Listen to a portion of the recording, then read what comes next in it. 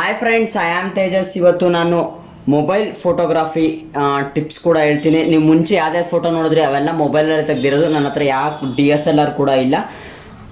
ನೀವು ವಿಡಿಯೋನ ಕೊನೆವರೆಗೆ ನೋಡಿ, ನಿಮ್ಗೊಂದು ಐಡಿಯಾ ಬರುತ್ತೆ ಅಂತ ಹೇಳಕ್ಕೆ ಇಷ್ಟಪಡ್ತೀನಿ. ನೀವಿನ್ನೂ ನಮ್ಮ ಚಾನಲ್ಗೆ ಸಬ್ಸ್ಕ್ರೈಬ್ ಮಾಡಲಿವಂದ್ರೆ ಈಗಲೇ ಸಬ್ಸ್ಕ್ರೈಬ್ ಮಾಡಿ, ಪಕ್ಕದಲ್ಲಿರೋ ಬೆಲ್ ಐಕಾನ್ ಕ್ಲಿಕ್ ಮಾಡಿ. ಅಂತ ಚಾನಲ್ಗೆ ಹೊಸಬ್ರಾಗಿದ್ದರೆ ದಯವಿಟ್ಟು ಸಬ್ಸ್ಕ್ರೈಬ್ ಮಾಡಿ. ಇನ್ನು ಬೇಸಿಕ್ ಇನ್ಫಾರ್ಮೇಷನ್ ಏನಂದರೆ, ನಿಮ್ಮ ಕ್ಯಾಮ್ರಾ ಎಷ್ಟು MP ಅಂತ ಚೆಕ್ ಮಾಡ್ಕೊಳ್ಳೋಕೆ ಹೋಗಿ. ಇದು ಕ್ಯಾಮ್ರಾ ಬಂದು 16 MP. ಇದು ಸ್ಯಾಮ್ಸಂಗ್ J8. ನಾನು ಯಾವುದೇ ಟಾಪ್ ಆ್ಯಂಡ್ ಫೋನ್ ಯೂಸ್ ಮಾಡ್ತಾ ಇಲ್ಲ. ಮತ್ತು ನೀವು ಇನ್ನೊಂದು ತಲೆಯಲ್ಲಿ ಇಟ್ಕೋಬೇಕು, ಫೋಟೋಗ್ರಫಿಗೆ ಪ್ರೊಸೆಸರು ಜಾಸ್ತಿ ಸಪೋರ್ಟ್ ಮಾಡುತ್ತೆ. ಅದಕ್ಕೋಸ್ಕರ ನೀವೇನಾದ್ರು ಕ್ಯಾಮ್ರಾ ಫೋನ್ ತೊಗೋಬೇಕು ಅಂದರೆ ಪ್ರೊಸೆಸರ್ ಕೂಡ ನೀವು ಚೆಕ್ ಮಾಡಬೇಕಾಗುತ್ತೆ. ಇನ್ನು ಕ್ಯಾಮ್ರಾ ನೋಡ್ರೆ ಈ ರೀತಿ ಸಿಗುತ್ತೆ. ಇಲ್ಲಿ ನೀವು ಸೆಟ್ಟಿಂಗ್ಸ್ಗೆ ಹೋಗಿ ನಿಮ್ಮ ಯಾವ ಫ್ರೇಮ್ ರೇಟು, ಯಾವ ವೀಡಿಯೋ ಸೈಜು ಅವನ್ನೆಲ್ಲ ನೀವು ಚೆಕ್ ಮಾಡ್ಕೊಳ್ಳಿ. ಇಲ್ವಂದರೆ ವೀಡಿಯೋ ಪಾಸ್ ಮಾಡಿ ಕೂಡ ನೋಡ್ಬೋದು.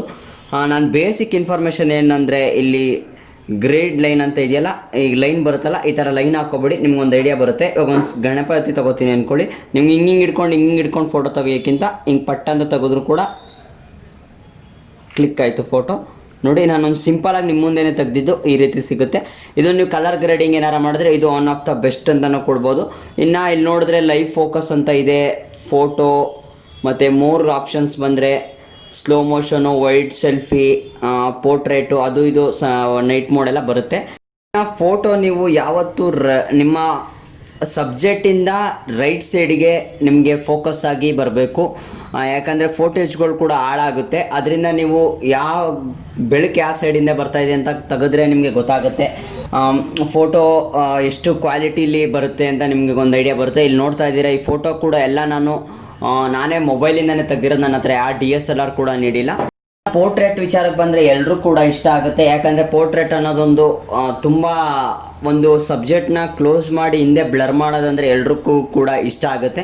ಯಾಕಂದರೆ ಅದು ಪೋರ್ಟ್ರೇಟ್ ಅನ್ನೋದೇ ಒಂದು ಬೊಕೆ ಎಫೆಕ್ಟ್ ಕೊಡುತ್ತೆ, ಹಿಂದೆ ಎಲ್ಲ ಬ್ಲರ್ ಮಾಡುತ್ತೆ. ಆದರೆ ನಾವು ಬಜೆಟ್ ಫೋನಲ್ಲಿ ಬಂದಾಗ ಅಷ್ಟು ಡೀಸೆಂಟಾಗಿ ಮಾಡುತ್ತೆ ಅಷ್ಟೇ.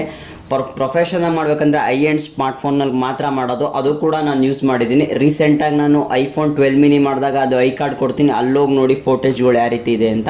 ಇನ್ನು ನೈಟ್ ಮೋಡ್ ವಿಚಾರಕ್ಕೆ ಬಂದರೆ, ನೀವು ಕೂಡ ನೈಟ್ ಮೋಡ್ ಯೂಸ್ ಮಾಡಬೇಡಿ ಬಜೆಟ್ ಫೋನಲ್ಲಿ ಅಂತ ನಾನು. ಅಂದರೆ ನೈಟ್ ಮೋಡಲ್ಲಿ ಅವರು ಅಷ್ಟು ಲೈಟ್ನಿಂಗು ನಿಮ್ಮ ಸೆನ್ಸರ್ ಒಳಗೆ ಹೋಗೋಕ್ಕೆ ಬಿಡಲ್ಲ. ಯಾಕಂದರೆ ನಾವು ತಗೋತಾ ಇರೋದು ಬಜೆಟ್ ಫೋನ್ ಅಲ್ವಾ, ಬಿಲೋ ಒಂದು 20,000 ಫೋನ್ ಆಗಿದ್ದರಿಂದ ಅದಕ್ಕೆ ಆ ಫೋನಲ್ಲಿ ನಿಮಗೆ ಜಾಸ್ತಿ ಆಗಲ್ಲ. ಇಲ್ಲಿ ನೋಡ್ತಾ ಇರ್ಬೋದು ನೀವು ಡಿಫ್ರೆನ್ಸು. iPhone 12 ಮಿನಿಲಿ ಎಷ್ಟು ನೈಟ್ ಮೋಡ್ ಬರುತ್ತೆ, ಇನ್ನು ಮಾಮೂಲಿ ಫೋನಲ್ಲಿ ಎಷ್ಟು ಬರುತ್ತೆ ಅಂತ. ನೈಟ್ ಮೋಡಲ್ಲಿ ಅದಕ್ಕೇ ಫೋಟೋ ತೆಗಿಯೋಕ್ಕಂತೂ ಹೋಗಬೇಡಿ ಅಂತ ನಾನು ಹೇಳೋಕ್ಕೆ ಇಷ್ಟ.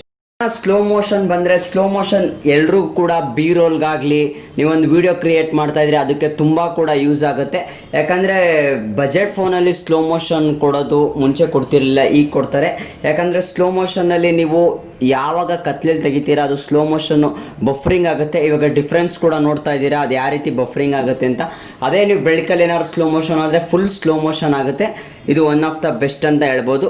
ಇನ್ನು ಬಿ ರೋಲ್ ಶಾರ್ಟ್ಸ್ ಅಂದರೆ ನಾವು ಒಬ್ಬ ವಿಡಿಯೋ ನೋಡೋರನ್ನ ಹೆಂಗೆ ಅಟ್ರಾಕ್ಟಿಂಗ್ ಮಾಡ್ತೀವಿ. ಇವಾಗ iPhone ಆಗಲಿ ಯಾವುದೇ ಬೇರೆ ಫೋನ್ಗಳಾಗಲಿ ನಿಮಗೆ ಬಿ ರೋಲ್ ಶಾರ್ಟ್ಸಿಂದನೇ ಅಟ್ರ್ಯಾಕ್ಟ್ ಮಾಡೋದು. ಬಿ ರೋಲ್ ಶಾರ್ಟ್ಸ್ ತೆಗೆಯೋದೇನೋ ಕಷ್ಟ ಏನಲ್ಲ.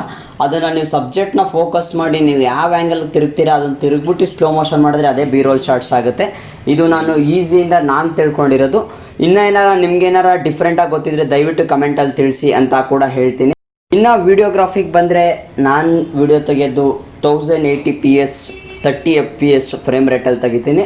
ನನ್ನ ಹತ್ರ ಇದೆ Honor 20 ಫೋನಲ್ಲಿ. ನೀವು ಯಾವುದೇ ಫೋಟೇಜ್ ನೋಡಿದ್ರು ಅದರಲ್ಲೇ ನಾನು ರೆಕಾರ್ಡ್ ಮಾಡೋದು. ನಾನು ತೆಗೆಯೋದು 1080p. ನೀವು ಯಾವಾಗ ವೀಡಿಯೋ ಸಬ್ಜೆಕ್ಟ್ ಮಾಡಿದ್ರೆ, ನಾನು ಹೇಳೋದ್ನೆಲ್ಲ ಆ ಗ್ರೈಂಡ್ ಲೈನ್ ಅನ್ನೋದನ್ನ ನೀವು ಹಾಕೋಬಿಟ್ಟು ಸಬ್ಜೆಕ್ಟ್ನ ಮಧ್ಯದಲ್ಲಿ ಮಡಗಿ ನೀವು ವೀಡಿಯೋ ಸ್ಟಾರ್ಟ್ ಮಾಡ್ಕೊಂಡು ಹೋಗ್ತಾ ಇದ್ರೇ ನಿಮಗೆ ಆಲ್ಮೋಸ್ಟ್ ಎಲ್ಲ ವೀಡಿಯೋನೂ ಕೂಡ ಇದಾಗುತ್ತೆ.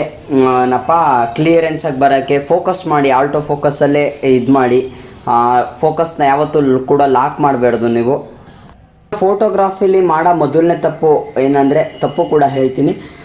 ಮೊದಲನೇ ತಪ್ಪು ಮಾಡಿದ್ರೆ ನೀವು ಯಾವತ್ತೂ ಫೋನ್ನ ಝೂಮ್ ಮಾಡೋಕ್ಕೆ ಹೋಗಬೇಡಿ. ಯಾಕಂದರೆ ಅಂಬಲ್ ರಿಕ್ವೆಸ್ಟ್, ಯಾಕಂದರೆ ನಮ್ಮ ಹತ್ರ ಒಂದು ಝೂಮ್ ಲೆನ್ಸ್ ಕೂಡ ಇರಲ್ಲ. ಆ ಫೋನಲ್ಲಿ ಸುಮ್ಮನೆ ಹೇಳ್ತಾರೆ ಝೂಮ್ ಇದೆ ಅಂತ. ಅದು ಝೂಮಿಂದ ನೀವು ನೋಡ್ಬೋದು ಫೋಟೋ ಎಷ್ಟು ಕೂಡ ಬ್ಲರ್ ಆಗ್ತದೆ, ಎಷ್ಟು ಕ್ಲಿಯರೆನ್ಸ್ ಕಟ್ ಆಗುತ್ತೆ ಅಂತ ಕೂಡ ನೀವು ಇಲ್ಲಿ ಚೆಕ್ ಮಾಡಿ. ಫೋನ್ನ ಓಲ್ಡ್ ಮಾಡೋದು ಕಲಿಬೇಕು. ಫೋನ್ ಮಾಡೋದು ಕೂಡ ಒಂದು ಫೋಟೋಗ್ರಾಫಿದು ಬೆಸ್ಟ್ ಅಂತ ಕೂಡ ಹೇಳ್ತೀನಿ. ಒಂದು ಓಲ್ಡ್ ಮಾಡಿ ನೀವು ಒಂದು ಫೋಟೋ ತೆಗಿತೀರಾ ಅಂದರೆ, ನೀವು ಸ್ಟೇಟಸ್ಗಾಗಲಿ ನೀವು ಒಂದು ಫೋಟೋ ಕ್ಲಿಕ್ ಮಾಡೋರ್ದಾಗಲಿ ಬೇರೆಯವ್ರದ್ದು ಫೋಟೋ ಕೂಡ ಅಟ್ರಾಕ್ಟಾಗಿ ನೀವು ತೆಗಿಯೋಕ್ಕೆ ಕೂಡ ಹೋಗ್ಬೋದು.